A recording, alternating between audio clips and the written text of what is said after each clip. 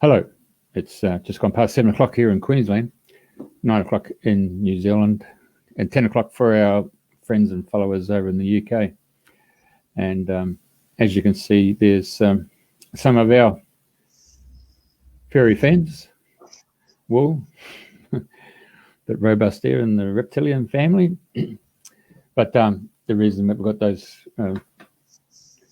genre of animals is none other than our special guest, Greg Bushell. Greg, I've met 3 years ago down the Gold Coast. He actually lives on the Gold Coast, and is quite a unique character. And I believe it deserves recognition, and that's why we brought Greg on tonight.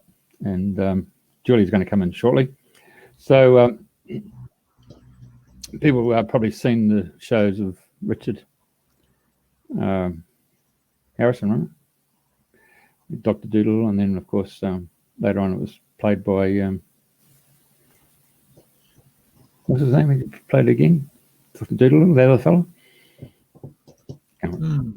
He's a guy. So the point is that we've got our own just here on the Gold Coast, and it's a special gift that I honestly feel that's why Greg's here tonight. So Greg, welcome, mate, and thanks for coming, eh? Yeah, my pleasure, Jeff. Thank you. Thanks for having me. Yeah, so it's been 3 years in the making since we last spoke on the radio. This time it's a more visual approach. Okay, it's a latent gift that you got, and I'm quite sure a lot of people would understand. We've all got different gifts. It's just a matter of some of it's been suppressed over time. But how did yours come to the forefront? How did you get through all that bullying and all the other things that come with it? Or you keep it closed, you don't say anything, but you just have this innate ability to be able to communicate with animals. Yeah, how did that come about? Well, it started basically about 30 years ago when I was going through a divorce and thought there must have been more to life than the family that just kind of left my life. So and my first girlfriend after my marriage breakup was a Reiki master. So I was keeping company with her, and she said to me, if you want to keep going out with me, you've got to learn Reiki yourself. So just to keep the peace, so to speak, in the relationship, I spent a weekend and learnt Reiki, and that was the beginning of my so-called connection to healing and spiritual matters. And it came about, I was at a mate's house and he said to me, it's costing him a fortune to keep his poor dog alive. It's got some form of cancer, and he said, try some of that Reiki rubbish that you do on my dog and see if it works. So what happened, I ended up in the garage with the dog, and he sat on my lap, and I got this almost like somebody talking to me, and he said, I'll stay with you for 10 minutes today, but come back tomorrow and I'll be with you for 9 minutes. So I actually looked at the clock in the garage, and after 10 minutes blow me down, the dog actually moved away and wouldn't come back. So it just so happened I was free the next day, and I came back, and blow me down, I was exactly after 9 minutes, he went again. And this continued on for 3 more visits in the next following 3 days. And after about the 5th or 6th visit, he said to me, I'm healed. And his face actually changed. He looked like a healthy dog. And from then on, I knew that was basically an awakening for myself that could unfold. And just as things happen, from then on, it would always, the consequences, people would bring sick animals to me or want to know certain things about their animals. And it just unfolded from there. So it's our little expose here of, let's put them back up. Yeah. You obviously had quite a menage of different animals, obviously from horses to cows to greyhounds to fish, I suppose. I don't know, You tell me. Yeah, I think that every one of those animals there I've usually met as pets in a household. I don't know about the guy on the far right. I'm not even sure what it is, but I haven't met one of those chaps. But there was only recently in a house here on the Gold Coast, a chap had a house full of snakes. Oh, and, yeah, it was interesting. And he'd keep them in these so-called big individual plastic boxes.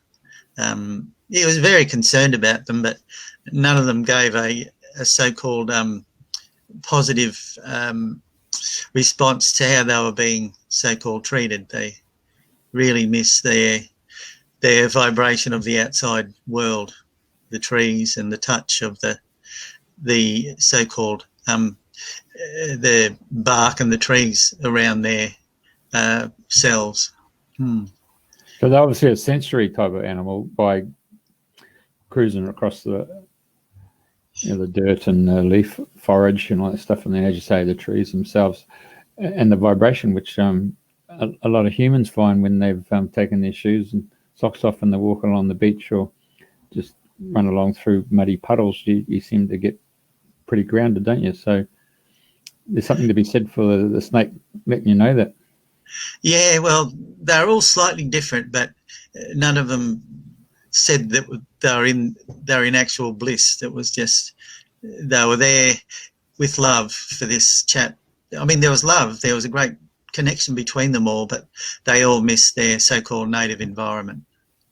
And I've spoken to him since, and he has actually let them all go.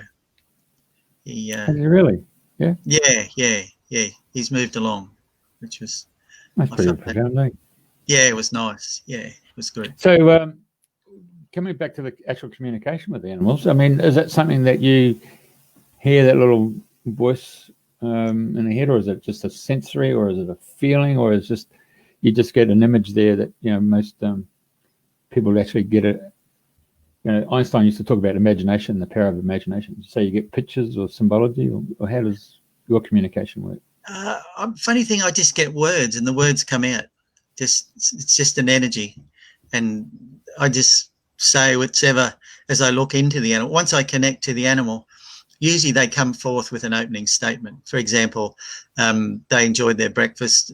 Please give me more meat for my meals. But quite often it's about, especially when they're pets, they're very much talking about those in the household, and basically probably 85% of when people bring pets to me, and it's normally because it's when they're completely frustrated by the vet that they can't get fixed, that they come to me, and 85% of the time it's about them themselves, not necessarily the animal. And it's very, very much common that once the animal has brought their owner to me and had their situation so-called looked into, that the animal immaculately gets well. So what you're saying is the animal goes out in empathy with the owner and shows you the mirror of the actual owner itself. Absolutely. 85% of the time. So true. So effectively, you're actually healing the human. Yeah, yes, that's right. The animals bring the humans, and we assist the humans. Yeah, especially we're talking about the pet concept, Yeah. Yeah. And I remember being in the UK at a big festival in Somerset, and the lady brought a corn snake, and she came to me and she said, you've seen plenty of snakes in Australia. And I said, no, not really. It's quite remarkable. You only see them at the bloody zoo or something, Anyway, she said, look, I've just got to go and get some aromatherapy oils because there is a problem with the snake. I said, oh, rightio. She said, I'm going to go and see this lady who's got a stall down there in the market. I said, yeah, right. Can you hold the snake? I said, yeah, no problem. Yeah. So she brought the snake and it came up to my arm here. Yeah. Like that. And this electric shock, everybody saw it. It was a blue lightning just went boom, hit that snake. And I thought, to be perfectly honest, as I speak to you, I just thought it was, kinetic energy, you get when you go to a car and you get that little shock, Yeah. Well, it was a bit bigger than that. And the snake just wouldn't come anywhere near me. And She said, "Oh my God, it's never happened before." I said, "Well, it's never happened to me too." So, so they gave it to the snake to someone else, and then she raced off and got all these little essential oils, and then it was really remarkable. I'm just seeing if this is something that you do as well, because this lady then did muscle testing, and so she got the owner of the snake, and put the hand out. Is your name, Greg? Of course not. It's a woman's name. And finally, she got that whole aspect of the owner of the snake. And once she had that muscle testing, then she got the snake come to the actual owner, and they made the connection, and then she did this thing. Oh, it's truly remarkable. And it was actually peppermint oil that was the requirement for the snake. Yeah. Gosh. Gee, there's some talented people out there, isn't there? So talented. Yeah. Well, you obviously seen muscle testing. I don't know if any of our listeners or people watching know about muscle testing, but it's quite an interesting technique for healing.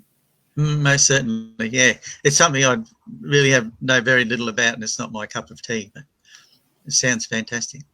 Okay, so look, the show's not about me. It's yours, Greg. Yes. So someone's listening to the show. They can get hold of you, obviously through the Facebook site that we've just put up now.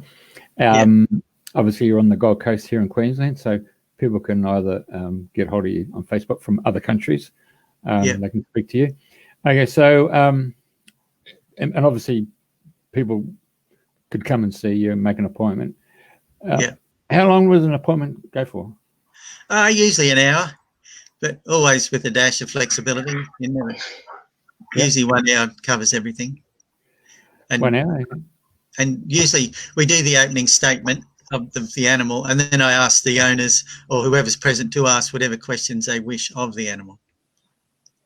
And usually an hour or so is perfect. And it's just the one session, or you just get a feeling on the day whether it's going to be 2 or 3 or 4? You never know.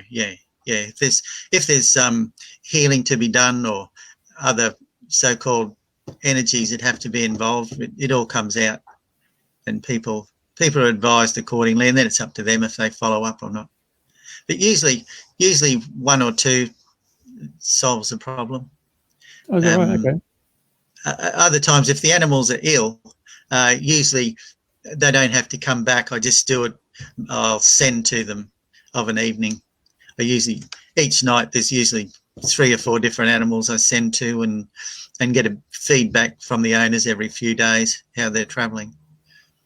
So if you're so some people say you're sending absent healing, or someone would say that you're sending a prayer to them, or some would say that you're asking St. Francis of Assisi or someone to just go there and help in the healing of that particular animal. Yeah, basically I always work through Reiki, through my Tibetan Reiki symbols, and that usually gets the desired results.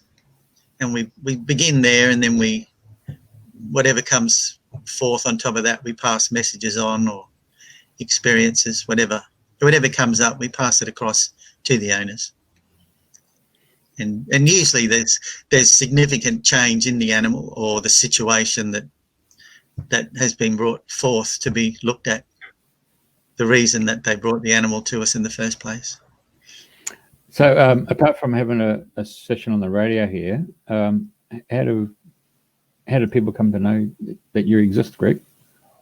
For a while there, I had a website.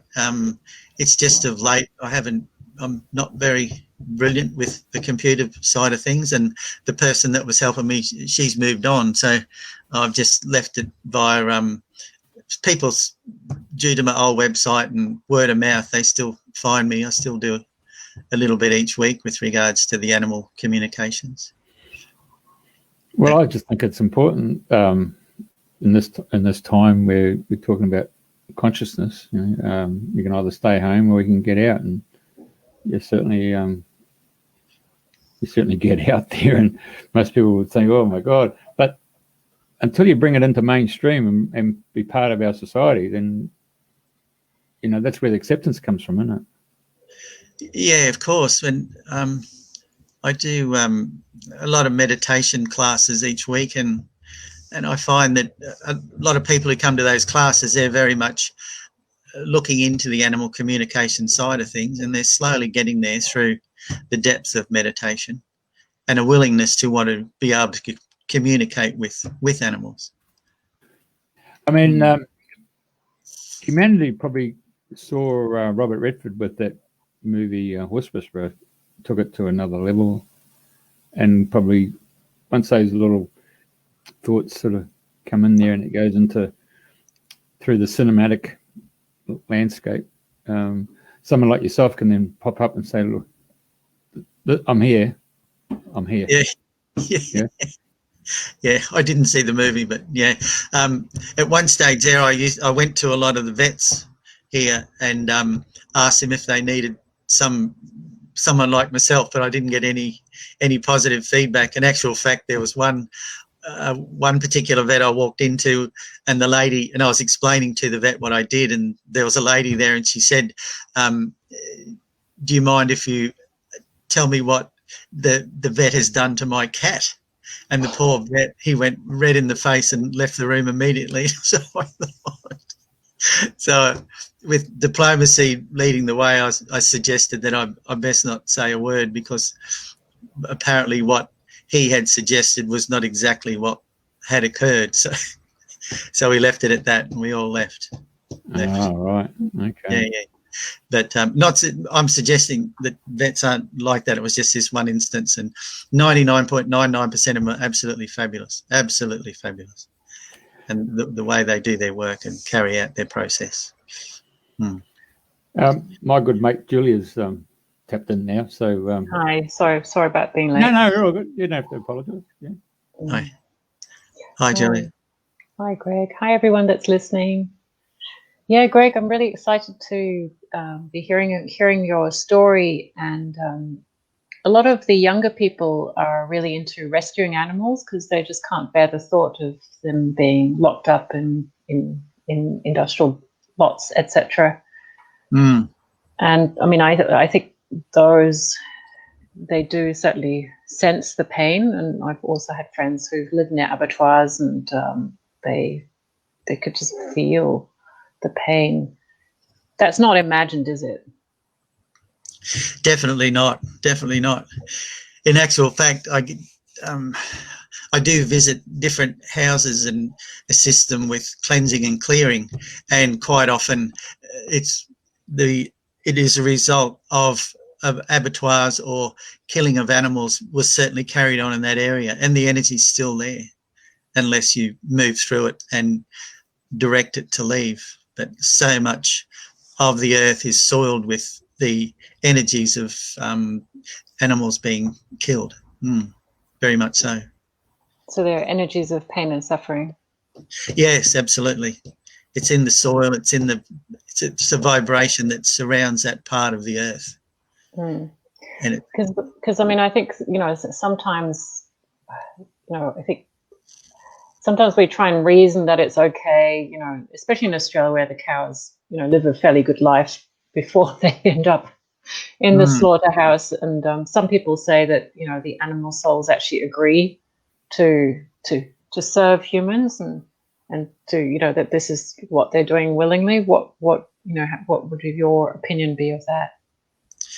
I do understand in the majority of cases, like most animals in the wild, they understand that they are part of the food chain, and they do understand that their gift of giving themselves to maybe another animal or to man in some cases is part of their so-called life.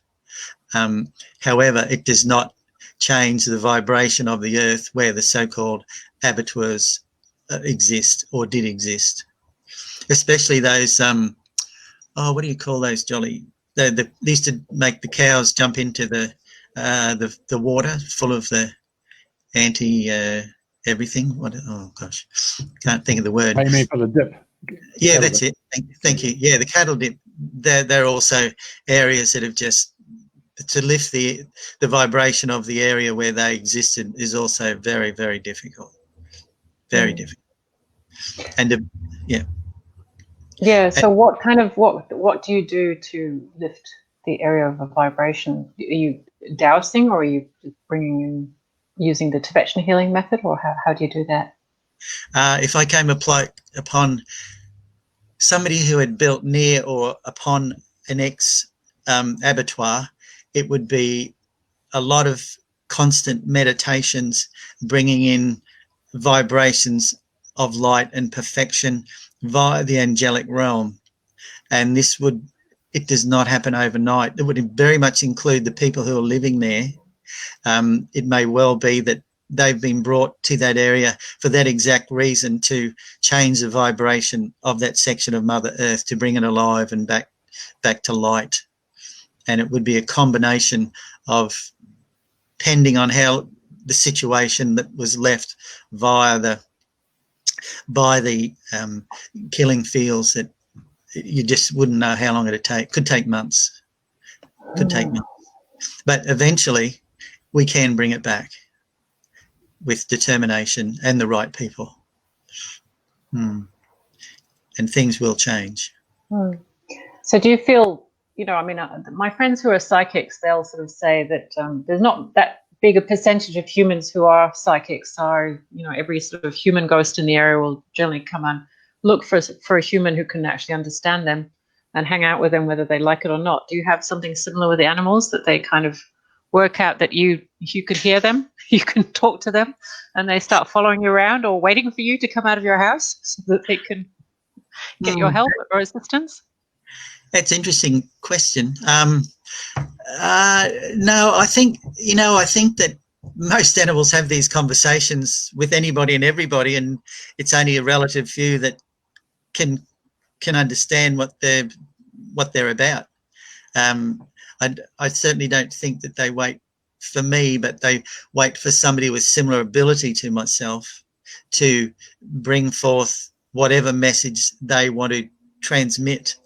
And as we said, 85% of the time it's about their owners. We're obviously talking about pets, people's pets, not in the wild type of situation. That's amazing, isn't it? Yeah, it might even be higher than 85%. It's everyone. And let's face it, as they say, everybody's going through something, and the animals are usually very much aware of it, and they're there for a reason in a household. And quite often it's his mum, dad and 3 kids. Even though the animal may have a so-called inkling for one person in the house, they are very much aware of the other so-called 4 people. They know where they are. They understand the so-called energy they transmit by just walking from one room to another. And then it comes across the animals themselves, their different awakenings in themselves. They're a bit like humans. Some are smarter than others, so to speak. There's and some have, for example, professional people have usually an animal, no matter how silly or whatever they look, they're usually so often on a par with the workings of that particular professional person. Is that right? Yeah, very much so. So what about the lordship of the cat? The cat. Yeah. I mean, cats, they just seem to have their own royal way, isn't it? Yeah. Well, cat. So, yeah. I thought you saw my cat. It just ran past. I know. I just saw that. Yeah. Yeah. Well, it's difficult to. Dusty's in a world of her own. She the other day in a bowl of milk where I left it, she drank a milk and left an absolute perfect G in the bottom of the bowl. My neighbour come and said, "How did you draw that letter G in the bottom of the milk container?" And it was a letter G. So this is what it's amazing. Why would she just lets me know that she's here assisting. I bring animals into the yard and she stays and watches and growls and carries on, but she's always on the ball watching. And in the background shot, I've got some cattle there on the farms. You get phone calls to go out into the farm estates, country areas? I haven't had a great deal to do with cattle in the so-called paddocks. I've had a couple of people who've had pet cows, and they've been the most loving, perfect vibration animals. Even more, in some cases, more connected than intelligent dogs. They're very, very switched on, beautiful. A lot of times you go to the farms and they bring forth an energy as one. And it's like if there's 30 cows in the yard, the voice comes through as one. And the energy of whatever it is, it's almost like they don't have the experience of a pet, but they have the experience of existence, of their connection to the love of their so-called food, and they understand they're part of a chain. It was what I've found with regards to herds of so-called semi-wild animals. So with the recent drought and the bushfires, did you find that the animals were picking up on that and restless and warning and trying to get our attention before all that happened? Basically, I didn't have a great connection into that side of things, to be honest. I understood that via the pain and suffering that occurred during the bushfires, there was very much a real sadness, a downness to what was existing. But I must admit, I never truly went.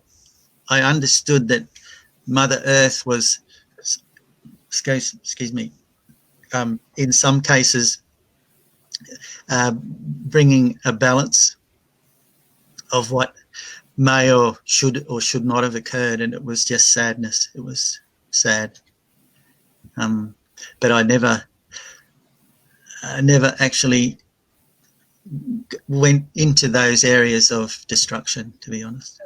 Yeah, I was in Germany at the time, and everybody in Europe was, just they were so upset and so sad for the animals, all the animals that had died. And it was really interesting because we have problems with the Great Barrier Reef in terms of putting on sunscreen, but you go to Europe and they're advertising sunscreen that's safe for the Great Barrier Reef. You come here. Of course. There's not much awareness of that. No. So what's the most evolved animal that you've ever met and maybe, I don't know, had a philosophical conversation with or got told what to do by, one that seemed to be, sort of the most advanced and evolved? That's an interesting question. Probably, then again, it's professional people, or so-called professional people, or maybe healers themselves, Reiki masters, and those who just follow those lines. The animals are very much want to be part of the healing process, and they bring forth an energy into the room that allows the healer to maybe get into the depths of where they're meant to be.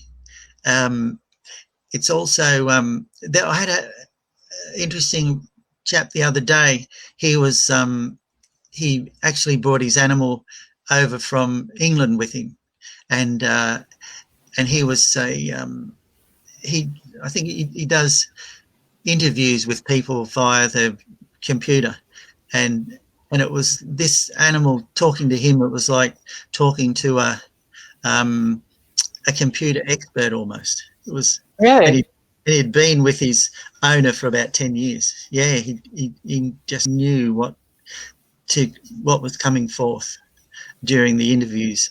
And this man, I think he used to interview sports people, and this dog was amazing. He was truly.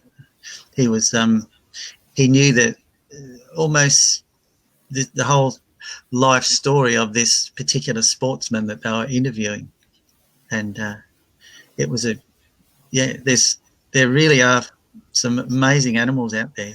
They might look like animals, but they're a bit smarter than me. I know that. And I think that's what we sometimes suspect, isn't it? That and some people have said that part of a soul might come in and help us a spirit guide and, you know, basically dress up as an animal just in order to be able to help us. Well, I'm sure. Yeah. Right. Yeah, no, I'm not. I haven't ventured along that path, but I wouldn't. People smarter than myself would understand that, but I'm not quite there with regards to that. So, what was the first animal that you presumably missed the most? If I mean, it might still be there with you in spirit, but you know, that made the deepest impact on you in terms of really learning respect for animals as living, intelligent, loving beings. Yeah, probably the very first one, Rosie. It was a golden retriever, and she was the one when I sat in the garage for 5 days in a row, whatever it was, and each day became. And to begin with, she just looked normal, and by the end of the week, she just looked so clear and pure. It was just, and that was probably the one I always remember. Other times, there's so often you get called to places where the question is my animal ready to go? It's been ill, or, you know, it's 15 years old, and is the animal ready to go to heaven, so to speak? And a lot of times the stories that the animal pass on to the owners with regards to the experiences, the emotions that they've lived every minute with the owners, with the household, with the family. They've seen the little ones grow up to be adults, and that's always very touching to see that, and the joy of the actual owner, so-called taking them to the vet and letting them go. That's probably the most rewarding of the work I do, just letting the animal go when the time is right. That they've had enough, and they've finished their so-called work that they had to do, and just let me go home and recharge the batteries. And usually, quite often, they will suggest that another animal of possible similar energy will join the family and take this animal's place that's ready to go to heaven. And they always say, well, quite often they say, I'm the so-called old school, let the new energy come into the household and bring the new vibration into the household that it's ready to, that it deserves and ready to experience. Yeah. So, Greg, have you ever, I mean, I've got the horses in the background, but yeah. we're talking about land animals. Have you been drawn to the water, and particularly whales that have been coming past, you know, the Gold Coast over these last few years? Do you get a feeling or a calling to go to whales or turtles or orcas or sharks or you know, dolphins? Or? No, strangely enough, no. I did apply once for a job at SeaWorld, but they rejected. I think I was quite didn't think they quite wanted somebody like me there. But no, I haven't. Once for weekends after weekend, myself and a friend she'd do all the riding, and I did go in the water and connect with fish, and fish, wild fish, and they came forth as a conglomerate, there was a school of fish that came and surrounded me, and they came forth in a similar energy. They're completely different. I find a completely different energy to so-called horses, cats, things that don't live in the water. And they were very peaceful. They speak as a part of a food chain, like they don't suggest that they're going to live to be 80 years old. They're just part of the existence and a vibration of energy. And same with the same day, there was little crabs on the beach, and they're kind of an excitable little energy, and they come through as speaking in fast motion. So, but also they speak. If there's 8 there, they kind of come through as one. There's no so-called individual chats to be had. and it's more or less just to talk about their existence, their life, and they don't actually get into detail. Not to me, anyway. No, sounds like you're dealing with the Borg. Sorry? Yeah. Sounds like you're listening to the Borg from Star Trek, isn't it? Oh. Resistance is futile. Hey, because I noticed that Coochie Madelaide there a couple of weeks ago. We're just walking on the beach, and all of a sudden, whack, up out of the sand came all those blue soldier crabs. It was really quite a surreal feeling of seeing them all just pop out of the thing and scurry along. And like 100 of them at a time. It's just, yeah, well, they're the ones who communicate as one, but you don't see many of them around anymore, do you? Not in the popular beaches anyway. Too many feet, I think. Too many footsteps. So, Greg, walk me through talking to the crab's etiquette. Do you kind of go, "Hi, crab"? Who goes there? What's the etiquette? Do they sort of reach in? Is there sort of, with humans, you kind of have to engage and sort of decide you're going to talk and shake hands and then.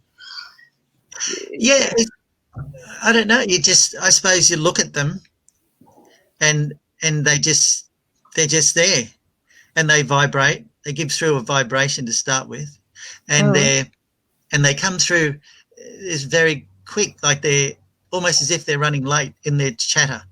Like when we talk really fast, if we're running late to try and get a message across before we've got to go. And really?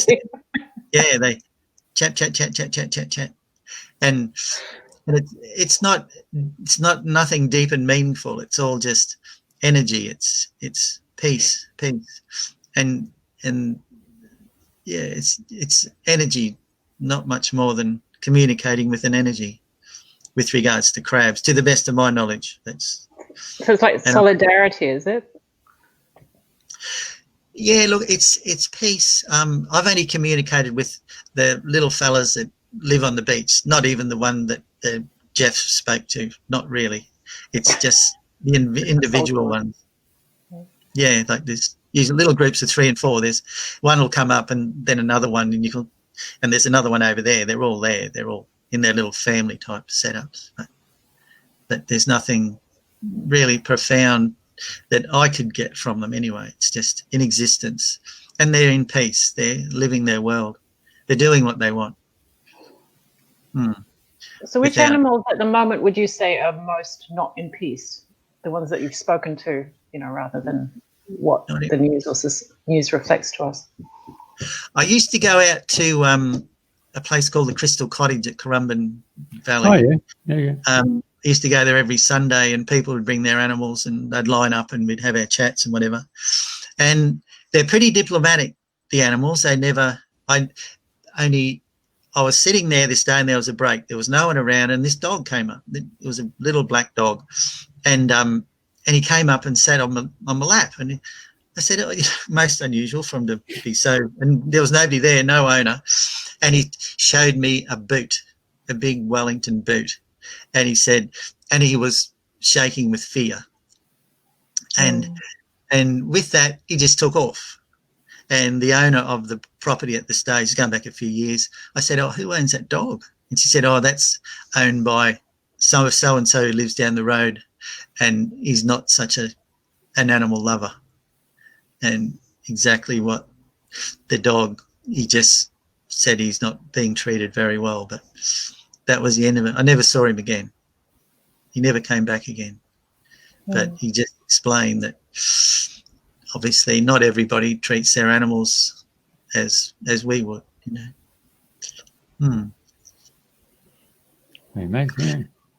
Yeah, we used to get some people used to bring their horses. That was always, used to love the horses. And I get a few horses go in nearby, and a lot of people ring up with regards to so-called problems with their horses. And is it really a problem? And it usually turns out they want to change the address. The horses want to change the address. A lot of people, they go to these so-called, when you rent an area of land for the horse. I can't think of the name of what they do. Yeah. That's it. Thank you. Yeah, adjusting. And so often what you see is not exactly the energy that the horses need. quite often it's especially in the country, we spoke about those ex-cattle tick places, etc. Yep. And they're scattered around the place, and what may look like a beautiful green paddock is actually toxic. It's not good at all, and so the animals usually react unusually, and the owners pick it up and then call on someone like myself and want to know why. Of course, why their beautiful horse, it's just all of a sudden doesn't want anybody on their back, and etc. etc. And it's either, and then there was one the other day. There was an outcrop of a particular grass that was not conducive to this particular animal, and they put it together that that grass was not perfect. So there's always reasons why the animals are ready to move on. So many different reasons. There was another one early days. This horse, she said, the lady got me out to this property back in Mount Tambourine somewhere and said, all of a sudden my horse is so sad. She said, I reckon I can communicate a little bit with my horse, and my horse is sad. Why is the horse so sad? And the horse said, I'm missing my mate. And I said to the lady, well, he's missing his mate. She said, he's never had a mate. And I said, well, what's changed? And there was an old car wreck in the paddock that had been the horse's mate. She said, yeah, he'd loved, and they'd just moved the old car wreck because it was old and rusty. And it was all about the horse was attracted to and she said, yeah, all the time he'd rub up against the old car wreck. So what she did, she went and bought another wreck and put it in the yard. Oh, wow, that's a good story. And I came back a month's time, and he was 90% happy. It wasn't exactly the same, but he was 90% happy that he had his mate, something he could, I assume, scratch and rub himself against, Yeah, so it doesn't always have to be other animals that they so-called connect with, They've got their things they look forward to, even if it's an old car wreck, Yeah. And then there was another one. No, I won't tell you that one. Yeah, go on. No, I'll think of another one. I've got a book with hundreds of them in. They're all different, they're just amazing, different reasons why animals, when they get connected to certain members of the family, like certain horses have an energy for example, men, and others, they connect better with so-called young females, teenagers, or older women, or it's each animal seems to, a bit like us to a degree, who they vibrate perfectly with.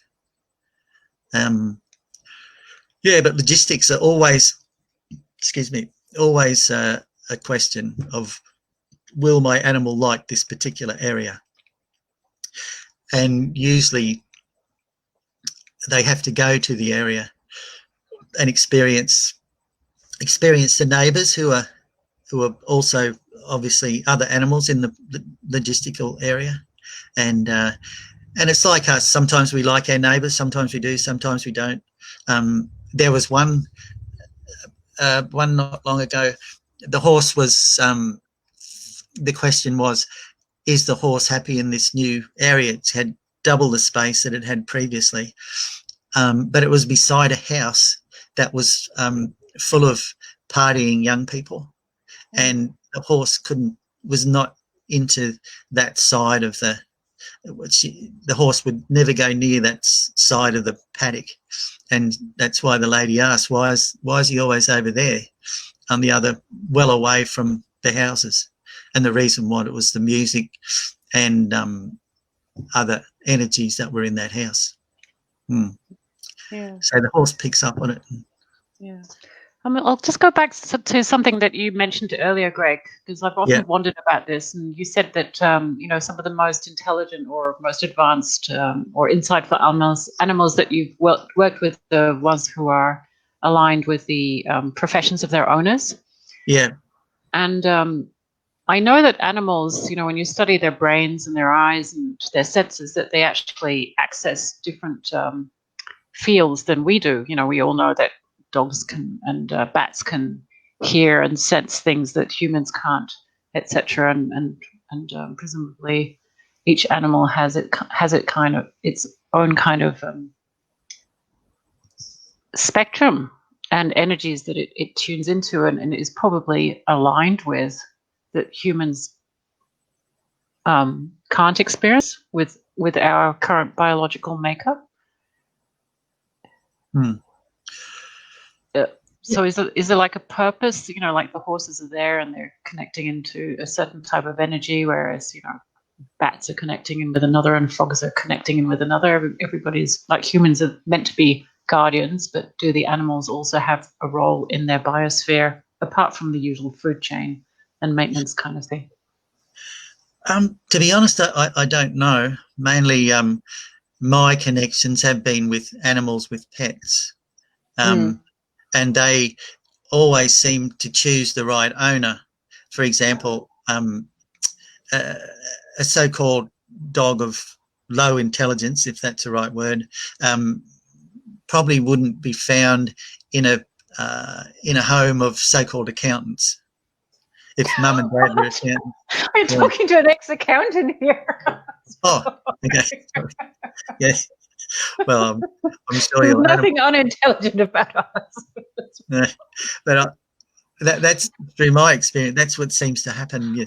The animals are usually can relate to not on all occasions, but many occasions, to their owner's so-called intelligence, to their owner's awakenings, and and usually if they're, it just depends, of course. I mean, and then I've said that, and I can think of 3 things that weren't quite right about that with regards to certain animals are in the wrong so-called spectrum, and that's why people ask, is it okay to give away your pet? You've had it for 5 years from the very beginning. Well, 99 times out of 100, I've found they're ready to move on. Not only is the owner had so-called enough of their bad habits, but their so-called bad habits are a reason for them to move on to another household where those bad habits will be appreciated and respected, and the animal can really, truly live a more so-called advanced awakening than the original house. That's happened quite a few times. And I've been to one house and then gone back to their new house, and they're just different animals. They're not doing the so-called silly things they did in the first place, and a lot to do with the energies of the household. Different animals connect to different vibrations and react in many cases accordingly, and it's and it varies from household to household. We're strictly talking about pets. But yeah. And in your book, what's the name of your book if people want to buy it? Oh, sorry. No, they're just 3 100-page books that I've scribbled down notes. I used to, in the early days, keep notes of every place I saw and told the story and wrote out the reason why I was there, that they've been filed away somewhere safe. But there's probably 300 different stories of the reasons you get called to various situations in a household with regards to their animals. Sounds like a diary of Greg Bushell, isn't it? Like, yeah. Like diary of Anne Frank. Could be worth something later. Yeah, there's everyone's different. I'll go to a lady comes to one of my meditation classes, and she lives on a mountain, and this animal is the most, and it lives amongst kangaroos, birds, and is the most docile, most beautiful dog, and it just lives in this forest of animals with it, and obviously with its owners, and it's almost like it's got the energy and the connection to, it almost connects with the trees. This particular animal, it's about 15 years old. It's It's a black and white dog. Can't think of the name. Yeah, and so intelligent, and it's just so peaceful. When the lady comes to meditation classes, we put it in the yard here, and we're lucky enough to give it a pat, and it's like almost patting a tree. It is just this magnificent vibration of nature, because it never sees other so-called pet animals. It just lives with the kangaroos and the birds, and it's almost like it's picked up this energy of this fabulous land, and they live on so many acres on the top of a mountain right here on the Gold Coast. And so the animals, they can actually convert into that perfection. And another animal that maybe lives in suburbia would not have that connection or that vibration, that energy. And this guy is just, yeah. And that's what happens with animals. They connect not only to their owners, but when they're left at a certain length of time in a particular area, they'll pick up almost like the energy of the land, the perfection of the rainforest where these people live. And these are just some of the attributes of animals. They're just, yeah. We've got a lot to learn. So, Greg, Julia's background is in Qigong. She runs classes in the West End Parks. Yeah, West End Park there on a Saturday morning, 9 o'clock. Yeah. And Qigong and Tai Chi, they're all about movement of the body. And, of course, Tai Chi was well recognised for individuals mastered the art of animals and the way they move. And so that influence has sort of come through the Asian lifestyle. And now we've got Julia sort of revealing that to the public down there in West End. So I was actually going to pick up on that, Jeff. Thanks for mentioning that, because Tai Chi is actually based on observing a crane and a snake fight. Oh, wow. Of course. So the snake is all about the squeezing and the rolling of the joints and being grounded in the earth energy, whereas the crane is all about using the bones and the wings and the connection of the heavenly energies. It's usually white. But I was going to ask you, have you talked to any snakes? What have snakes told you? Yeah, we had this conversation before you came on. Yeah. All right, sorry. No, that's okay. It's a beautiful story. Yeah. A chap. Do you want me to repeat it? Yeah. Go on. No, it's okay. I'll watch it later. Story. Yeah. All right, Jeff says go. Okay, but I will mention a few years ago now, it was about 11 o'clock on a Tuesday night, and rain was pouring down rain here, and I had this phone call from people I never knew before, and they lived up Currumbin Valley, right up the end of Currumbin Valley, and they said, our calf is sick, can you come and see it? And I thought, I know I'd be stupid enough to go at 11 o'clock on a Tuesday night in the pouring rain. So we went up, I went for the drive, and it was this calf in this driveway, and it was about the owners for them to have the confidence to heal the animal. It was about the owners once again, and even if they didn't want to touch, they were supposed to sit beside it and just send energy to the cow and this calf, and blow me down. I went and saw them next day in the light, and we went through it again, and this calf came good. And one of the times, the next weekend, we went up there on a Sunday afternoon, and the calf was quite happy to sit amongst us. And what had come along but a green snake, a tree snake. And we, every time we went to this healing process, this green tree snake would be around. So, and it was just an energy. I never really picked up what was going on, but it was just an energy of a pure energy of light that wanted to be present. They're just some of the things that come forth. Well, thanks for sharing that, because we used to do meditations up at Kenmore Anglican Church, and to walk through, you'd have to go across grass. And one night there was a big commotion because there was a big green snake. Yeah, right. That was crossing the road, and it would freak out other people. But I wasn't. Snakes are snakes. But so with animals, what humans can heal them just by laying on hands, sitting with them, sending them energy. Yeah, I believe so. These particular husband and wife, they were once again one of those people that lived in a particular area for many, many years and were very much connected to the land and their animals. I don't know if I'm sure, and they had this great respect and love for their animals and the land. And I think it was just a matter of them being told from an independent source that they can very much assist their animals by their love and connection, via just simply giving, simply allowing the animal to draw through them whatever energy they require. It's not for everybody, but those who wish to connect to these so-called understandings, the opportunity's there in many cases. So I guess it's actually really nice, because often it's the other way around, isn't it, that the animals will put their head near where the owner has got an illness and draw it out for them. It's lovely to hear you say that we can actually do it the other way around, that we can help them and supplement their energy or channel universal energies that will help them. Of course. Yeah, most certainly.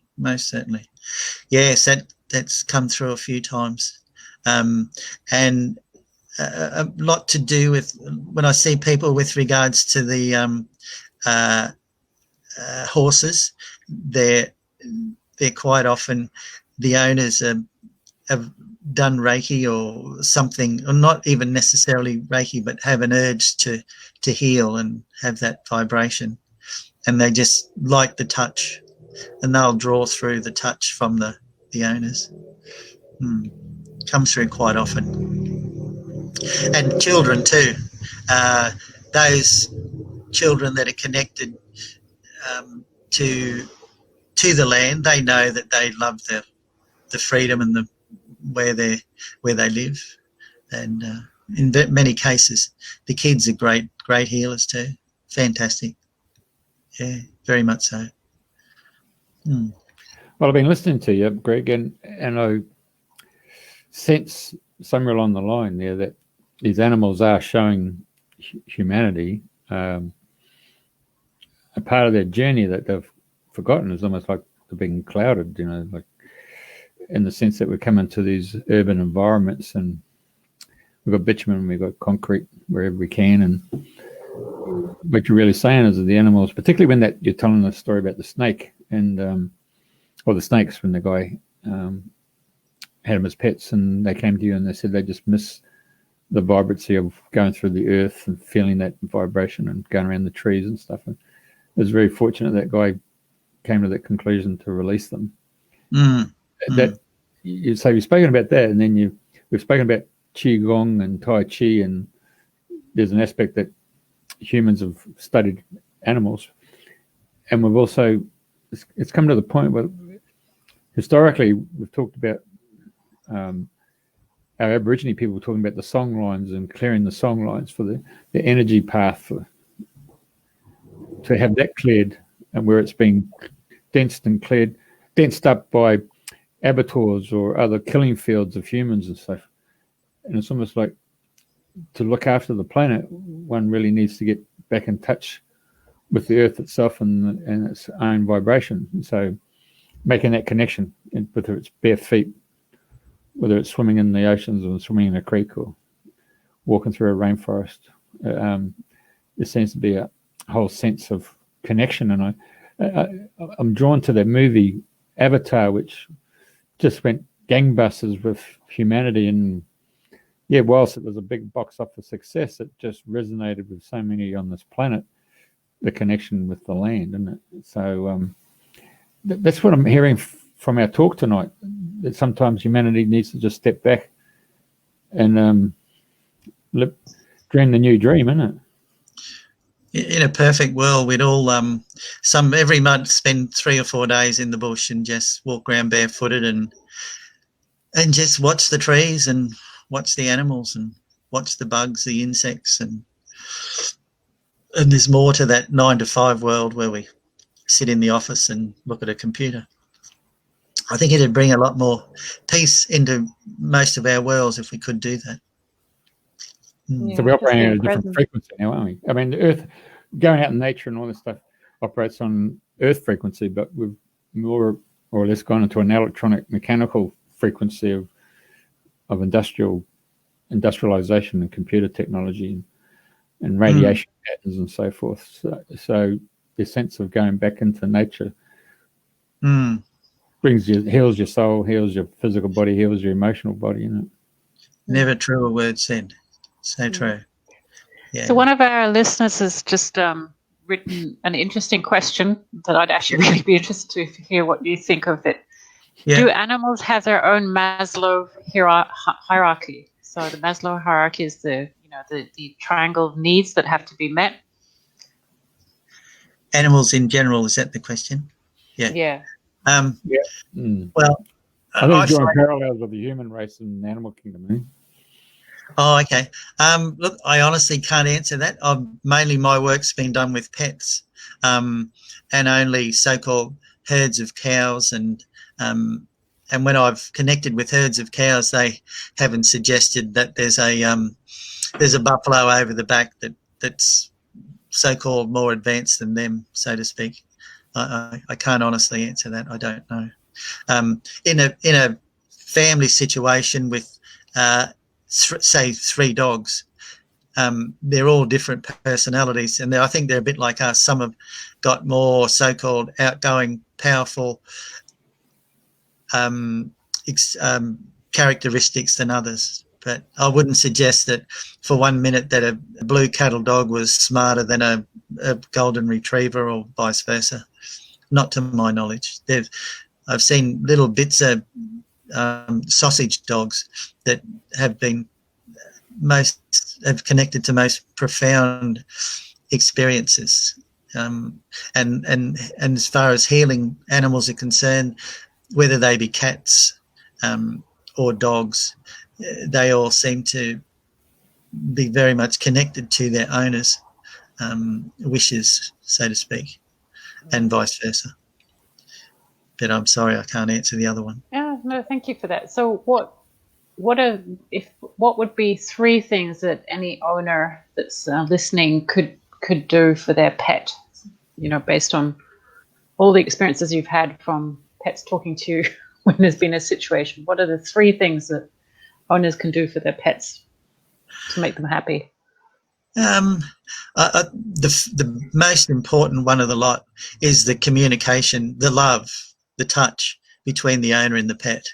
And same as us, some animals love to be touched all day, every day, and others don't. And I think it's just the most important is for the owner to respect that certain animals, yes, they want to be patted and touched as much as possible, and others don't. And just and the owner will soon put 2 and 2 together. If the cat doesn't like to be patted before breakfast or after a meal, but and the other one, I suppose you watch their food habits. They'll let you know with their food habits if they're not taking as much food as they should, or they're overdoing it. I think that's but most important is the love between the owner and the pet. That's what it's all about. And exercise. A lot of times it is exercise. It's common sense. If it's a great big dog in a very short, small yard, it's be nice to exercise the animals. And then again, they're like us. Some animals love exercise, some do, some don't. And just be aware of how they react to different situations. Do they want a 5-kilometre walk, or do they want a 100-yard run? We soon put it together. They'll let us know the way they react. So when you work on that, I suppose it's the love, the food, and exercise, if that's pretty well what they're about. And that's love, food, and exercise is what makes them happy. Yeah, to the best of my knowledge, yes. Yeah. Isn't it? Sounds like there's a dog loose. Yeah, there's a dog next door. He's going woof woof. Yes, it's joining. So we've got Alison Dickinson saying hi to you. Good morning, Jeff. Yeah, I reckon you must know her. UK. Alison Dickinson. Yeah, from the UK. From the UK. Yeah. Actually, they're all healers. Her whole tribe, her whole family, all humans. They're all healers. Oh, he's a muso too. He's into it. Oh, good. Carry on. So the Tom baby's talking us. He's been sending some stuff through, hasn't he, eh? He knows a lot about cows. He's spent lots of time watching cows. So he's saying cows less stressed produce more milk. Oh, is that right, eh? I'm sorry, the question was cows that are stressed produce more milk. No, less. Yeah, it's just a comment that if they're less stressed, then they produce more milk, or if they are stressed, they produce less milk. I suppose it's understandable. I've never really connected much with dairy cattle, to be honest. I don't know, but I suppose it makes sense, doesn't it? If it's a bit like us. If we're not stressed, we'll Yeah. play a better game of tennis than if we were stressed. Happy wife, happy life, happy cow. All right, back to animals. Well, what are the biggest stress factors for pets, Greg? Jeff wouldn't know. I would think very, very much connected to disharmony in the household. Disharmony in the household. So they're like children, basically. Children hate it when parents argue. Absolutely. And you'll find that many of the animals that we know of, they are in actual fact brought into a household to balance the energies. Quite often we get animals that balance the energies in the house through so-called conversations and arguments. It's a big thing. And if those who have those households with animals, they'll realise if the two kids fight, that the dog's always in between them. And mum and dad will say, yeah, it's almost like they're trying to break up the fight, the argument, the yelling, the screaming. And these animals are there to balance an energy. It's almost like they do just that. Yeah. We used to have a golden cocker spaniel, and he just joined us at just the right time, and he was just wonderful for balancing out. He was just so happy. He was just the most contented dog. He'd just lie on his side, and the kids could brush him and pet him. And he was just there just to be that beautiful golden energy. So yeah, I know what you're talking about, Greg. Absolutely, yeah. There's many of those beautiful animals around. Yeah, and the next animal would just be there for mum who does facials at home. They'll always be there to bring in an energy to the clients. Oh, for the clients, I was trying to work that one out. Yeah. Now, Greg, you charge $80 an hour, don't you? So people can make a appointment and just come in and see you. Yeah. Yeah, that's the plan. Yeah, if people, usually we can assist with some answers to what's going on in their world. Usually, yeah. There's usually an answer to and it's not always the obvious answer that it may be. A lot of people forget that that just behind the fence in their so-called house is another family, and quite often your so-called animals, are very much aware of what goes on in the neighbour's place, and they also do their work, in many cases balance through the fence. It's amazing how often your so-called animal is interested in your neighbours, not affairs, but their vibration and their energies, and they'll assist your neighbours. So have you done pet detective stuff, like finding missing pets? Yeah, I used to do a bit of that. We had a bit of success with that. I had a free time some year or two ago, and we used to spend a lot of our weekends driving around looking for so-called missed pets, and we used to have a few lovely coincidences unfold. Yeah, there was I remember we went, the first one we did, this lady rang and said, my cat's gone, never leaves my side, but it's gone. Where could it be? So I drove out to wherever, a suburb here, and I said, oh, it's upside down. And she said, how could it be upside down? I said, I don't know. So we walked around the suburb, and the poor thing was in a wheelie bin. It was unfortunately passed over, yeah. It had been run over, as we found out later, and a neighbour just put it in the bin. They didn't know who the cat belonged to. So not always the outcomes are perfect, but other times they're simple. We've had a few where they're just simply under a neighbour's house for whatever reason. And then there was, it goes on and on. A lot of the, and then another time I remember there was this lady, she'd been looking for another cat for 3 years, and she got me out 3 weekends in a row to drive around the suburbs to try and connect. And the cat had been in many of the suburbs, but we never ever found her. It was just, who knows? Don't know. But yeah, so don't always get the result that the owner was for. You know? So it's not like in the Disney movies where, you know, one dog barks and tells the next dog in the next neighborhood, you know, the dog telegraph. So when you go missing, you just talk to the neighbor's dog and get him to. What a good idea. Look, that's out of my realm. I don't know about that. You haven't thought of that yet, Greg. Yeah, that was, have to look into that one. Mind you, they all go off, don't they? When you go for a morning walk, one will start. Yeah. And all the way down the track, they're all bloody saying, hey, what are you doing on my patch? You know? Yeah, that's right. You feel like by saving a bottle of pee and put in a bottle and just go along and just mark your just do an April Fool's on them, isn't it? Yeah. Marking the church and, hey, I'm here, mate. That'd be one way to approach it. Yeah. Hey, geese. Yep. Anything in that area of farm animals? That's. I haven't. I'm sorry. No, I've never ventured that path.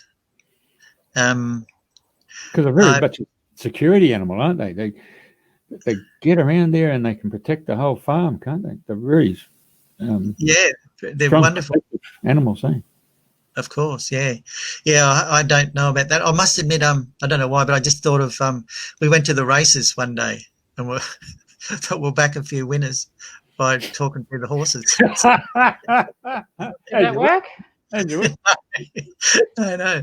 They're all so bloody full of energy and they're just jumping out of their skin. Obviously, one could only suggest that they were full of vitamin pills or whatever they were on, you know. And but no, couldn't back a winner all day. No, lost on that one.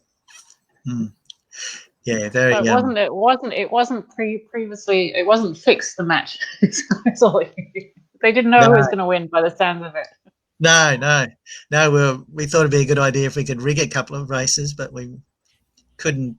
Nothing happened. Not a thing. No, they were just animals that were so excitable that you could hardly even get through to them. They were hyper. Very hyper. Yeah. In their own world. Yeah. You get any where you are? You're down there in West Burleigh Road, aren't you? So the people sort of know where you are on the Gold Coast. So it's at the Peace Mojo Centre. Is that how you pronounce it? Peace Yoga. Yeah, where they do all the meditations here. The yoga, 3 different yoga classes each day, and there's also Luke, the owner here. He's a doctor of chiropractic. He's a chiropractor. He's here also. Yeah, it's a beautiful. Peace Yoga or Peace Mojo? What do you call it? Peace Yoga. Peace Yoga Centre. Yeah. Run by Doreen and David Scales. Yeah, Doreen has been a yoga instructor for many, many years. She'd be similar, much younger than me, but yeah, and very popular. Very popular. Yeah. That's 88 West Burley Road, more so down the James End Street. Yeah, halfway between James Street and the Stockland Shopping Centre. Okay. Yeah. Right. Yeah. And they just get hold of you. They just ring you up, or some come through. Here we go. We just put that back up. You'll make an appointment with Greg for his Facebook site there. Yeah. Gregory.bushell.31. There you go. Yeah. And I make an appointment, $80 first appointment, and if you need to come back second or third, it's negotiable. Yeah, of course. Should I give him a phone number or? I think I'll just we can do that, but just hang on a second. Okay. Hang on. Okay, is that going to be a landline or a mobile? Mobile. Okay. Go for it. 04 03 125 375. I can do. We do a lot of interstate stuff. People can just ring and we do it over the phone. I do. Really? Yeah, do a lot of that. And there's not as expensive by the phone. We don't charge as much. So what the client just takes the phone and puts it to the cow's mouth, or or the rabbit's ear. They could do that, but usually they just, as long as they've got a photo of the animal and they're looking at the photo, they can do it by the photo. Yeah. Seems to work okay. It's got a lot of stuff in it. Pet detective work, isn't it? Another aspect of the energy, isn't it? So Greg's the animal channel, the national pet directory. Yeah. It's on 5G, baby. Sometimes, yeah. Yeah, 5G. We should get you doing opening a Twitter account, and you should just put on the Twitter feed what the animals are telling you. So say, Mikey says, "Stop giving me that bone." Yeah, well, sometimes it's as simple as that. Sometimes, yeah. Yeah, I mean, the coyote might come on and say, "Walt Disney gave me a bum rap following the Roadrunner." Who knows, mate? Hey, you got to have fun and laughter, and I'm sure that's part of your medicine. And when owners come to you that looking a bit forlorn, they're a bit reserved, and your role along with the animal is to bring some joviality into it, get some laughter happening, and that humour happening, just to break the ice. Yeah, well, there's all different approaches. They're never two are the same. They're always, and 90% of the time the animals love so often when, especially on their so-called dying, so-called last words to the owners before they take them to the vet, they always suggest they really so enjoyed when such and such was laughing. That was the joy in their life, was when a certain household member laughed. And it's usually they're the so-called grumpy ones that never laugh. But when they did laugh, the animals remembered it. Oh, and right. Yeah, that happens so often. And they've always it's interesting when they have their so-called last communication, the last of the communication with the owners, when they know they're going to the vet the next day or so, it's not always what the so-called owner would expect, but it makes them certainly think about their individual lives, of what they've in many cases been lacking. In a lot of times it's laughter, which brings joy to so many in the house, Okay. Is there anything that Julia and I have overlooked that we should have asked you that needs to be said?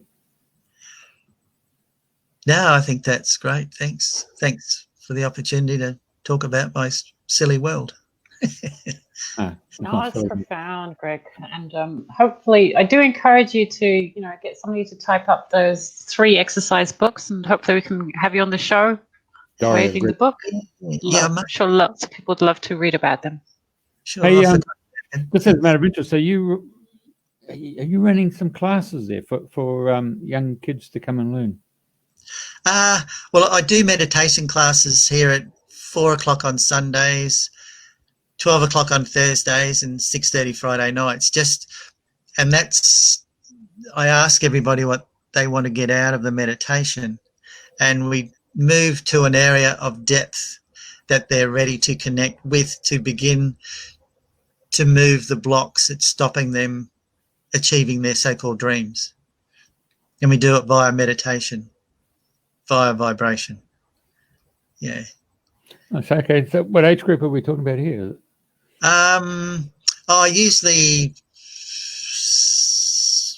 Usually young adults to people my age, yeah, and everybody in between. Everybody still seems to have a dream or something they so-called missed out on, and we can still get there. We can still do it via the lifting to parts of the awakening process that they haven't quite been to, but they will get there with time. What did you call it, Julia? Late bloomers or something? What did you say today? Late bloomers unite. Late bloomers. Exactly. I did have a question that it disappeared. Now it's come back to the forefront of my mind, and that was how Indigenous people have animals as a totem. Yeah. Do you find this connection with Australia and its own animals completely different to how the Indigenous people of America would see animals, as well as our own people here in Australia? I have the greatest of respect for the Aboriginals. Their energy, their vibration, their connection to Mother Earth is absolutely, we've got so much to learn from them. So many gifts that they've almost forgotten about. And I've actually been lucky enough to channel 1 or 2 of their so-called awakenings. And it truly is fantastic with regards to the awakening process that they unfold via their culture. And it's similar but different, I've found, with the Red Indians. To the best of my knowledge and the way I interpret it, our Aboriginals from the beginning have almost a deeper understanding of the land, even different but similar to the Red Indian. Very, very, very, very intense. Wonderful. Absolutely wonderful. That's another whole new experience. Yeah, I know. So do you have a certain animal that comes to you? I mean, or crop of animals that come to you in your sleep state or in your dream state? None at all. I go out of my way not to read or get involved with any other so-called communicators, animal communicators. So what I bring through, whether it be via animal work or vibrational work, I'm not influenced by anybody or anything else. I stay well away from books and things, which probably means why I lack a bit of intelligence along the way, but I bring it through my way. Right or wrong, that's the way it is. Yeah, thanks, guys. Oh, yeah, there he is, as his details. Doesn't matter where you're on the planet. You can get him on Facebook, link up with him. Alternatively, in Australia, it's 04, it's a local number. Overseas, you'd have to dial your area code, which will be 61, and drop off to 0. Julia, what do you think, mate? I think that's wonderful. Thank you for joining us, Greg, and sharing.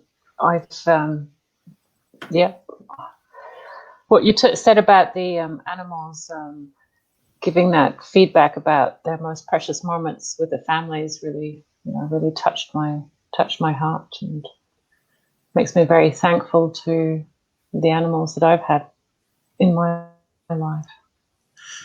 Yes, they were there for a reason, weren't they?